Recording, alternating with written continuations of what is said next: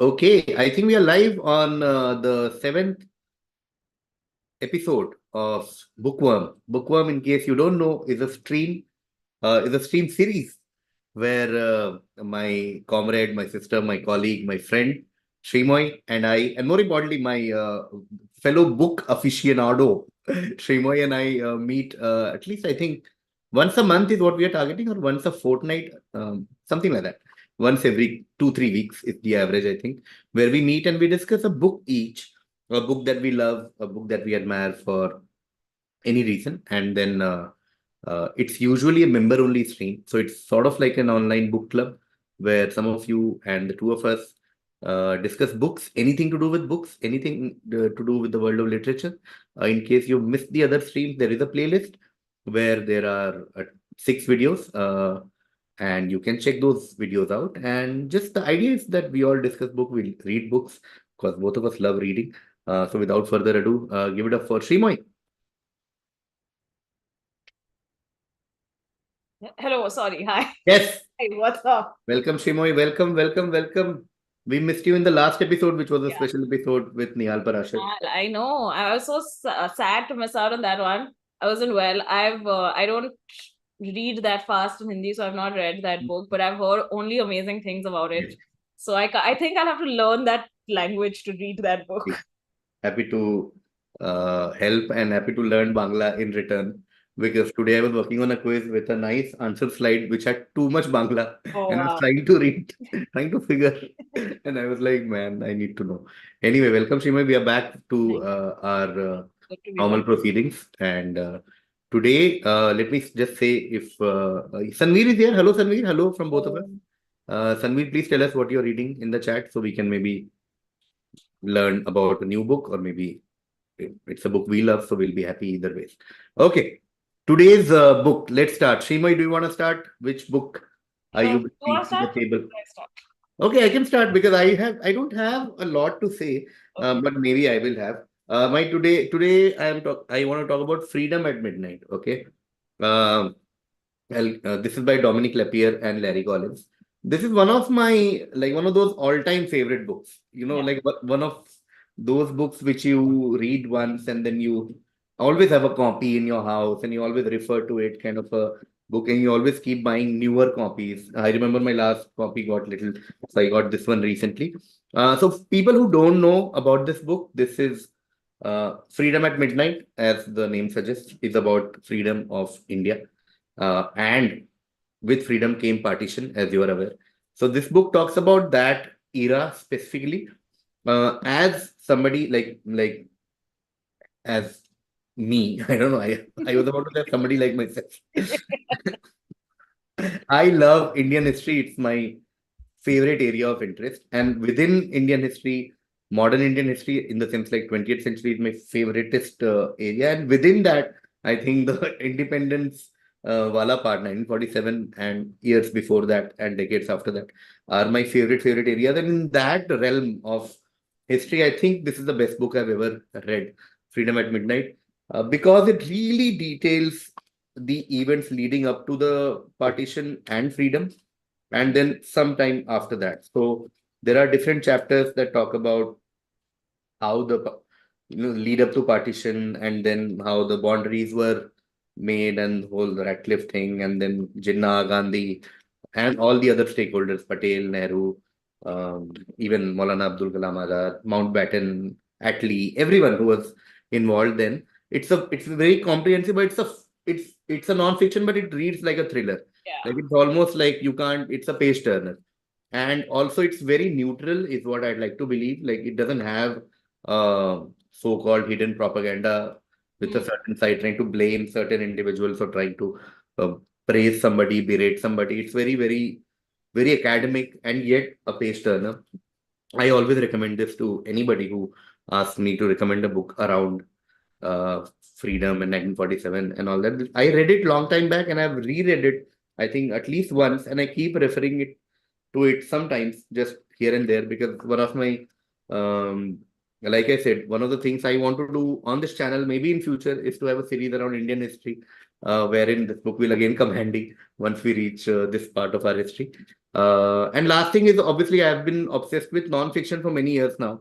I haven't really read fiction of late, but I realized in this series I will mostly talked about fiction. So I Hmm. realized today I'll pick a non-fiction so that people can read Freedom at Midnight. Yes, Exciting. What is your favorite part of the book? man. Like I said, there is, although this is such a significant part of our history, we don't seem to know much about Hmm. that part. I think our biggest reference point for that is first movies, Yeah. like Train to Pakistan or Gadar or whatever, Rocks Your Boat or whatever, or maybe even Gandhi or like things like that, like some of those movies. But we really, and just some random things that we hear from our elders sometimes, Right. or some documentaries that we see, or most of these things are so, for lack of a better word, controversial, that most of the things we hear come with a lot of biases attached Right. and a very oversimplified bias, so to speak. Hmm. Like somebody can just come to you and like, यार गांधी ने ना देश को दो टुकड़ों में कर दिया था, and you're like, what? 1 second, what are you saying? You can't generalize history like this. You Yeah. can't be like, अरे जिन्ना को पाकिस्तान चाहिए तो गांधी ने बोला ये ले लो, फिर नेहरू ने बोला नहीं नहीं मैं तो prime minister. Things like that really piss me off for simple reason that I mean एक बार पढ़ लो यार, थोड़ा देख लो क्या बकवास कर रहे हो.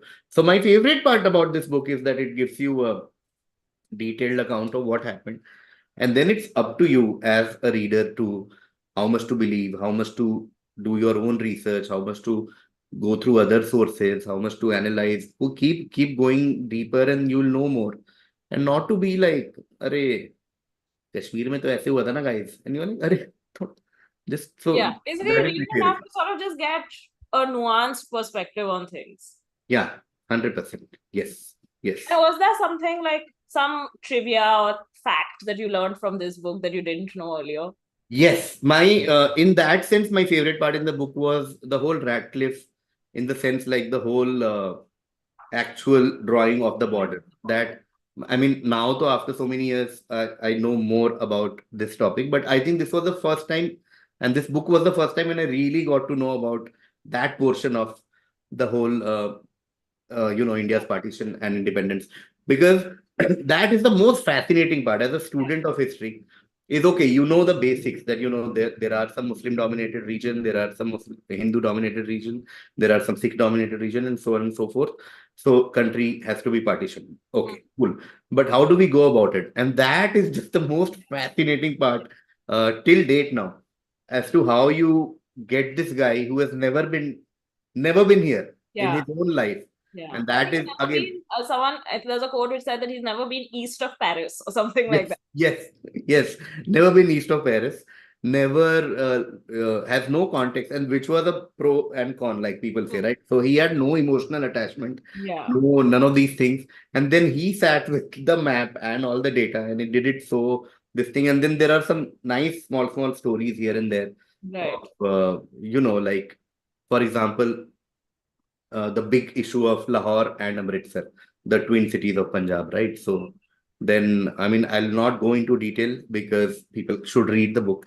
But the fact that if you did it like proper mathematically, there was a possibility that both of those could have come to the Indian side, Hmm. which academically they thought, oh, this might not be fair, So they had to draw a border between the two, Yeah. between the twin cities, which is tragic. Of course, all of this is tragic. Should not nobody Sort of. can say ki, sorry. Am I Sorry, I audible? don't know whose internet it was, but I can hear you now. Okay. So I was saying ki, all this is tragic, absolute Yeah. human tragedy. I don't think like they say, this is the largest migration in human history ever. And the number of deaths and number of crimes against women and just losing of your property, your life, your ancestral property, your whole history, all that, of course, is there. But this is the what I find fascinating as a student of history, informal student of history, is this. For example, like I said, Amritsar, Lahore. For example, Gurdaspur. That was another great example of how, like, there is this whole theory that if Gurdaspur didn't come to the Indian side, maybe Kashmir issue would have been very different, because Gurdaspur is the only highway that connects Delhi directly to Kashmir. Right. So if Gurdaspur by any chance would have gone to that side, then we wouldn't have been able to help the Maharaja of Kashmir and local Kashmiris during 47, 48.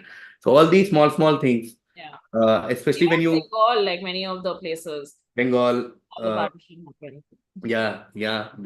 like of course Bengal, and then you also understand small tragedies of all this, like Bengal, like for example, how the industries went on one side, but the Yeah. production went on the other. Yeah, Of exactly. course, so the jute is there, but the jute industries are here. That is, I mean, that's another tragic thing that happened. So on and so forth. So these are things that fascinate me. Uh, but yeah. And are there any other books like fiction or non-fiction around independence or partition that you really enjoyed reading or really would recommend? I would really recommend India After Gandhi. But a lot of people do that, but I can't help but recommend it again because it not just focuses, obviously, the initial part focuses on this era, but it focuses on that and then it moves on to Indian history, which is fascinating. There is also a BBC documentary. I've forgotten the name now. I'm so sorry. But if you just Google BBC documentary India Partition, I think it will come, which was another great documentary on this. And I would always urge people to travel to Amritsar if they can, because that is another life experience. If you go to the partition museum that's there now, if you go to the border, and if you just try and ignore the jingoism around it, but purely as a student, I'm saying it for the third time, it's just the fact that you will see Pakistan right there. There are moments when your phone will give you signal like from Pakistan. It's just unreal to know ki it's right here. It was all one. It was all one for so long. So yeah. Yes, Nice. yes. Okay, cool. I'll go to the chat before I come to you, Shimai, for your this thing. Sanveer has already said that I love to kill a mockingbird. That's a good teaser for the second half of our conversation. Sanveer says, I finished Kautuk Srivastava Red Card recently, which I Oh, really I like. read it.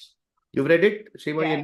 I Anything mean, to Kautuk say? is a friend, so I don't know how whether I'm eligible to comment. But of course, Hmm, it's firstly it's amazing when your friends have books published because it just correct, feels so good to know a published author. correct. And of course, I knew that Kautuk was writing a book before the book came out, so that was really exciting. And he's combined like two of his passions, football and reading, to get this book together. So it's a really nice coming of age kind of story, which is Hmm, it's cute. hmm, hmm, hmm. Also read In Cold Blood recently, which has a connection to Kill a Mockingbird, which might make a good question. Tanveer is saying, Shimai. And he says, buying freedom at midnight right now. Yes, one person converted to Dominique Lapierre's fandom. I think Dominique Lapierre also has a fantastic book on the Israel-Palestine issue. Please also read that. I think it's called O Jerusalem, I think, which is another great book. Okay, over to Shreemayee. Shreemayee, surprise us. What book are you going to talk about? It's already written on the video title, so it's not a Yeah. surprise. And it's also literally there in your frame, right Yeah, above it's your also head. there in my frame somewhere over Right there. there. Yes. Yeah, I think I should do all these books that are in the frame Yes. when we finish Yes. this series. But yeah, I'm talking about To Kill a Mockingbird today. It's one of those rare books that I actually have a copy of it. So I have 3 copies of it. I'll show them all Hmm. today. I decided to do To Kill a Mockingbird. It was always on my list of books to talk about, and I was sort of saving it up. It's one of my favorite books. Since I was a child, I have read it so many times. I've lost count. I read it as a child. I read it when I was a little bit older, like a teenager. Then I read it in college. I studied it in school and college. I've also taught it, surprisingly. So I'm deeply connected to this book. Hmm. I don't want to get into the plot too much because I'm Hmm. sure most people have either read it or heard of it and know the basic plot.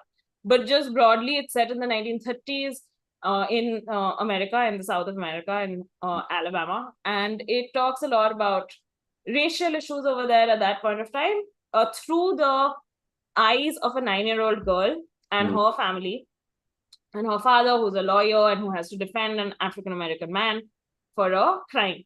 Hmm. So that's the basic premise. Hmm. And of course, it's extremely well known. Everyone's spoken about it so much, about the comments that it makes on racism, on human society, on human nature in general. I read on Wikipedia today only that apparently in 2006 it was voted as one of the books that all adults should read, and it's ranked higher than the Bible and stuff like that. So of course the impact has been massive. It's also been massively criticized. Every year or every few months, you'll hear of some public libraries or some groups in America which is banning the book for its comments and all. Some of my favorite theories around the book, or some of my favorite nuggets around the book, is that Harper Lee was she used to work as an airline clerk, and she had a bunch of other jobs as well. And when she was going to write this draft, her friends actually got together, they pooled in money, and they sort of gave it to her as a Christmas gift and said, for 1 year you don't have to work, you can just work on a draft for your book. So, and then what came out of it was the first draft of what became To Kill a Mockingbird. And it's kind of based on true story of something that happened in her hometown in the 30s. And she obviously wrote it in, it was published in 1960. Well, I was going to say something else, which I've forgotten now. But yeah, so that's basically one of my favorite things about the book, that they sort of crowdfunded it in a way. But also the first draft that she wrote was not from a child's perspective. It was not from this 9-year-old child's point of view. It was an adult point of view, which eventually got published later in 2015 as a book called Go Set a Watchman. So that was the original story. That was what she had pitched to the publisher. That was the first draft and everything. And the publisher had gotten back and said, this is not working. What else can we do with it? And then after multiple rounds of edits and drafts like that. Oh, sorry. No. Sure.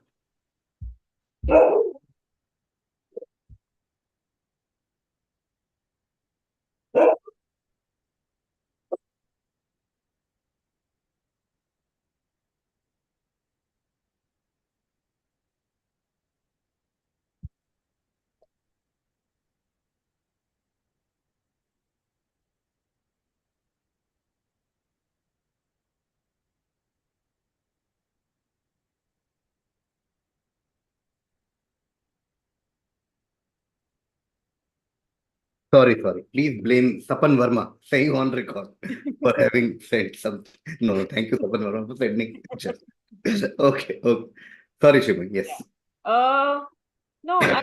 So I was basically saying that it was after the publisher's feedback and that write multiple drafts, and then eventually they sort of settled on this story, which was about this, which was from the point of view of the child instead of an adult point of view. So things obviously change, because as a child you sort of look at things more with more innocence and things like that.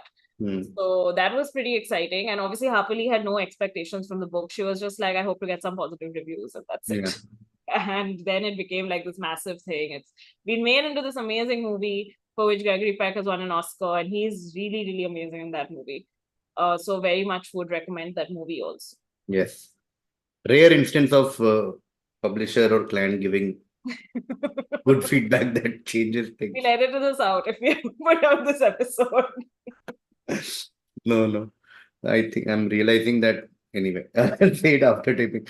Okay. I want to bring in a few points for To Kill a Mockingbird and want to discuss with you. And my first point was just trying to bring a theme to our today's episode and trying to connect Freedom at Midnight and To Kill a Mockingbird. And I think one big thing I see between the two, although they are so different kinds of work, fiction, non-fiction, completely different parts of the world, different issues. But I think the core and the valuable insight is how readers can learn from history. I think that's extremely important in both cases. I think because history, if reading about a different era can give you valuable insights and can at some level make you more compassionate and aware of the issues that the society has. I mean, what a great thing to, for example, if you know about the racism that was and is present, and if it makes you empathetic to those causes, if you are an Indian and you know about the repercussion of things like this, where millions of lives can get destroyed, I'm sure it will make you a little more empathetic towards these things, where you're like, nahi yaar, this country has seen the worst of what could happen because of certain issues. So let's try and avoid that. This kind of discrimination. Yeah. So I think I agree completely and think about so many parts of To Kill a Mockingbird a lot. I'll read a news article and I'll be like, it reminds me of a line that's said in To Kill a Mockingbird. Yeah. Literally quotes from the book that are so relevant even today. Yeah. I mean, yeah. Because every time you think of, I might be digressing a little bit, but sometimes when you talk about privileges and you realize ki, when you go through, whenever I go through issues like Israel Palestine or India's partition, I realize, man, if I want to go to my native village today, I can go. Yeah. I can just take a flight, train, bus, and I can go and see, ki, oh, Yeah. this is where my ancestors live. But Right. there are so many people in the world and in this country right now, as we speak, in this subcontinent, in fact, where if you just want to go and see where your Nanaji grew up, you can't. Yeah. And you're like, oh, okay. Why? Because XYZ. Yeah. And you're like, man, oof. Yeah. Whenever you read something like this, you're like, man, we are very lucky in some sense. And we should be aware of this privilege, and that will make you help avoid certain things in life. To be कि Yeah. भाई ऐसे नहीं करते हैं वरना ये भी हो सकता है. So yeah, that. The second thing I want to say, Shreemayee, was related to this, which is the just the timeless nature of some things Yeah. and some work. Like To Kill a Mockingbird came back like so many decades back, right? Yeah. But still, every time, like you said, every time you read a news article, it reminds you of To Kill a Mockingbird. Every time an issue comes from the US or anywhere in the world, Yeah. and it makes you think of this thing. When you think of Yeah. prejudice, when you think of just blind hatred sometimes, man, yeah, And I yeah. think it's also really significant that it's told from the point of view of a child because, like children are sort of like we just know that they're like innocent and they're sort of like they're like caught in the crossfire kind of thing. So like to read about it, like obviously it's written by an adult, but the Mm, point of view is a child. So that makes it even more mm. like startling and it moves you more in a way. Yeah, yeah. I wanted to ask you, and you also mentioned it that a lot of surveys and experts think that it's a must read for every adult, right? Yeah. And one of the reasons they usually give in such recommendation is that if reading To Kill a Mockingbird will help you develop empathy, is Right. what they say. Do Yeah. you feel that, or do you want to add something to that? Like, do you feel like when you read it, it makes you more empathetic? Yeah.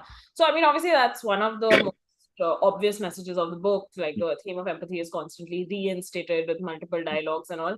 So, in a way, yeah, it really sort of drills into you that you have to, like, it's important to feel empathy. Mm, And I think, I'm sure it does. I think all good literature mm, does help you develop, you know, emotions or like whatever qualities of empathy and mm, mm. just basic Sometimes. kindness and understanding. Hmm, hmm, hmm. I have one of those classic questions that To Kill a Mockingbird, like many great works, has many characters, right? And like there is, of course, Atticus Finch, who you mentioned, who is sort of like the beacon of compassion, so to speak. There is the mysterious Boo Radley, and there are the kids, and there are many different characters. If you have to pick your favorite character from To Kill a Mockingbird, which one will it be and why? Okay. So, I mean, they are all very interesting, and it's amazing that, I mean, one of the characters, since Sanveer mentioned Truman Capote, one of them is supposedly based on Truman Capote, and like the friend Dill is supposedly based on him as a child, and all of that, which is also really interesting. But my personal favorite character is this character called Jem, Hmm, who's Scout's brother. hmm, And they're both like he's a little older than her, and they're sort of going through the same journey together, except because he's a little older, he understands things a little better. So certain things affect him like more strongly. Um, and he's more able to understand the nuances of what's happening and why they are happening. hmm, But I also really like their bond hmm, because like I really like how the sibling bond is portrayed.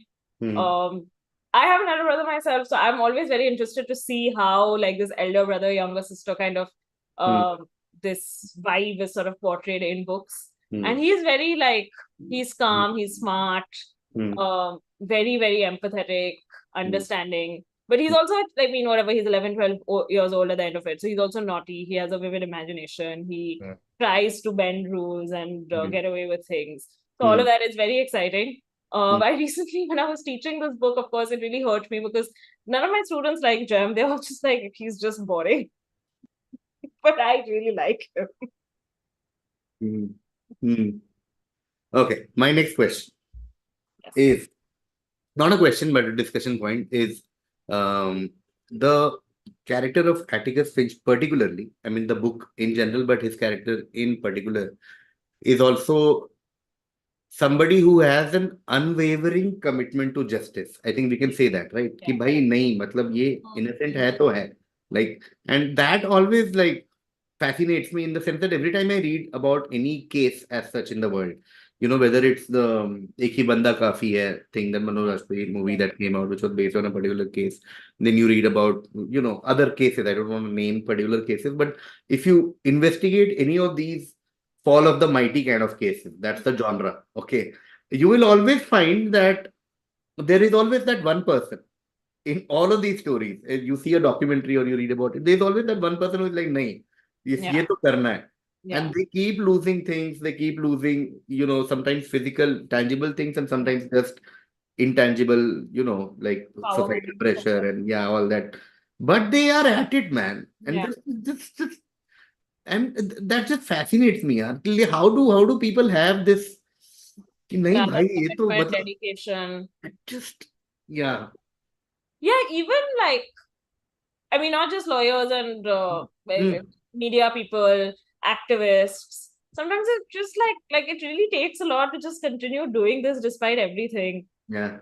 that they are going through and facing, and it's so easy to give up a lot of times. Yeah. I Yeah. think the Atticus Finch character is very interesting for me and became even more. I mean, of course, you really love Atticus, and he's portrayed as like this amazing, amazing father, amazing lawyer, really like uh, kind, capable, smart, all of that. But I think I only understood or I only appreciated the character more after reading Ghost at a Watchman, because the interesting thing about it is that it's told from the point of view of a 9-year-old. So obviously, when you're 9, you think your father is the Mm-hmm. best at everything.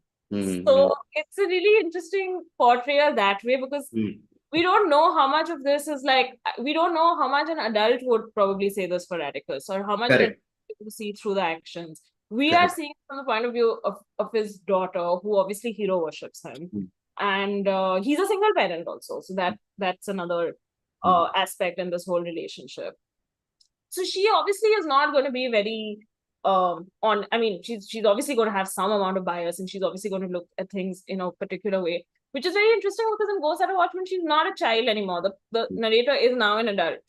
So Mm-hmm. now when you look at Atticus, you sort of are able to see his flaws, and you are sort of able to see that, okay, this is like a more clear picture of who he is. Mm-hmm. I'm sure, I know a lot of people didn't like Ghost at a Watchman. I'm also not like some big fan of the book, but this whole like this idea of perspective, this idea of how you look at people, how memory plays an important role in sort of like, when we look back at our childhood and we look back at where we grew up, how we grew up, a lot of us are quite nostalgic about it. We're not very like, judgmental. We are not capable of seeing through all the issues that our families might have faced or we might have faced, because we just didn't know better. So the all of these themes and ideas really fascinate me, and they come out really well in Mockingbird. So Mm-hmm. more than the character itself, like the way of writing the character is what fascinates me about Atticus. Mm-hmm. I want to ask you the another thing leading up from here is that a lot of people also think that To Kill a Mockingbird has inspired a lot of writers, a lot of work, etc., etc. You have any books in your mind which you think remind you of To Kill a Mockingbird, or you think they're similar or they're inspired, or any recommendation in this zone that we discussed for our audience? I can't think of anything that's similar. I think it's quite like standalone in its like writing and portrayal of things.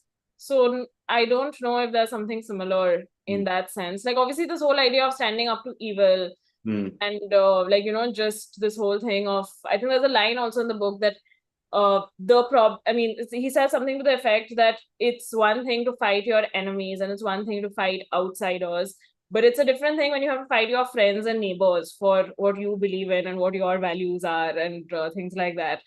And I think we've all faced similar incidents in life, and we've all read about, like, we've read literature around that. So I think any literature with this theme of standing up to people who you actually love and trust and are friends with, mm, that is what would make, like, yeah, something like that would be similar to Mockingbird in that sense. But I mm. can't think of anything right now. Mm-hmm. Cool, cool, cool. I'll just see the chat once as to what our beautiful members are saying, which just means Sanveer. Uh, Sanveer's opinions on Ghost Set of Watchmen.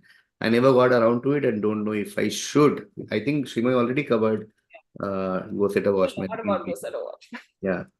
Only thing fascinating about it was the cover and all because it came after so long. So Yeah, suddenly it's like every Harper Lee and it was like amazing. I remember that phase when it came out. With nice outbound like Yeah. cover in every bookstore. I think I have that at home, but I don't have it here. I have 3 copies of Mockingbird here. One that I already showed. One is this copy. Because so basically, in my first date with Rohan, he Uh, asked me that if there's like one book that you would recommend to everybody, hmm, what would that book be? hmm, Especially to people who are not readers. And I said, To Kill a Mockingbird. hmm. And then later, a lot of my friends told me that that's a very bad recommendation because if somebody doesn't read, this is not the good place. This is not the place to start. Yeah. But anyway, I recommended it. So Rohan went and bought this copy, which Oh, he's nice. and we also have a graphic novel edition of it, Hmm, which is hmm, really cool. hmm. So yeah, Nice. spent a lot Nice. of money buying books that I have already read. 3 copy ली आपने है ना? Sorry. The quiz funda is that oh yeah, I think you read it when based on Truman Capote who wrote in Cold Blood. Yes. Harper Lee and Capote were childhood friends. Yes. And she did most of the interviews for. Yes. Okay, I'm buying Ghost at a Watchman also, says Sanveer. Okay, It's not that good, but Sanveer. Okay, cool. But yeah, maybe Sanveer got inspired from the fact that you said you could understand Atticus yeah. Finch slightly more after reading the adult perspective. Okay, that brings us to the end of this part. Quickly, how we end our week is we say what we are reading. I Yeah, Shreemayee, do you want to start? What are you Yeah, reading? sure. I was reading a bunch of things recently. One thing that I really, really liked was this book called City on Fire, A Boyhood in Aligarh. And it's by this writer journalist called Zaid Masroor Khan, who writes, it's an autobiographical nonfiction thing about growing up in Aligarh in the 90s and 2000s. I mean, some part of it I didn't like so much, but there was certain, like the way it was written and certain incidents that he talks about that were really, really moving. Hmm. I really, really, really like this book.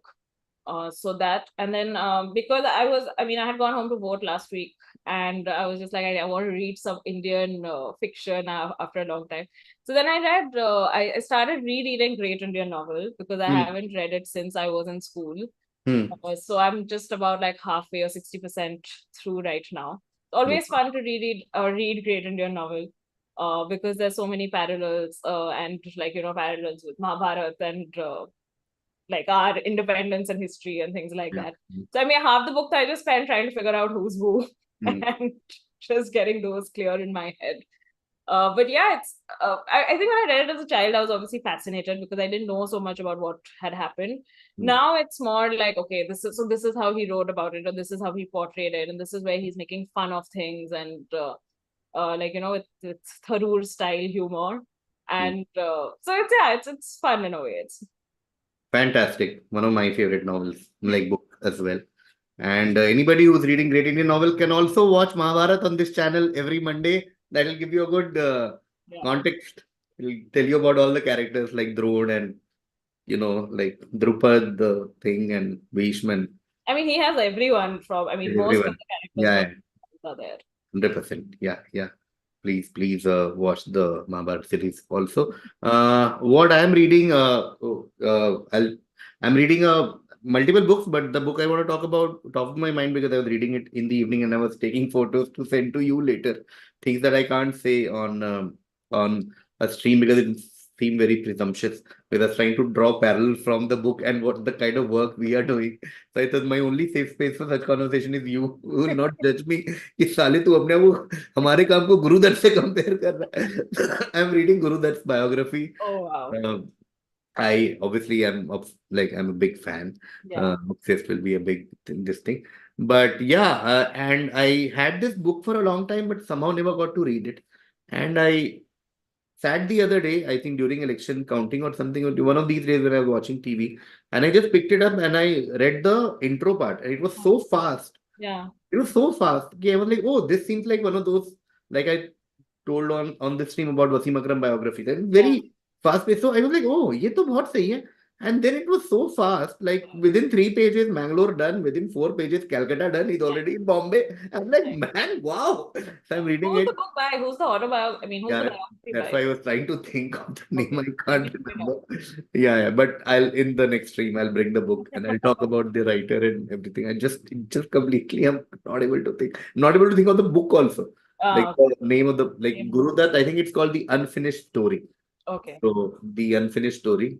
But I don't want to screw up the author name. But I'll bring the book here once I'm done reading. I recently watched Pyasa in theaters because they had released it. Correct. That was an incredible experience. And of course, like, what a great film.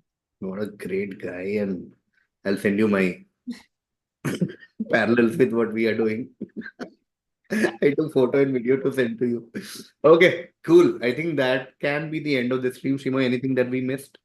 No, Anything you want to add? follow us on Instagram at Follow us on Instagram. We have photos out. Sorry, not photo, questions out. and photos Photos also. with text, which is question. Okay, technically they're photos and some videos also one every now and then.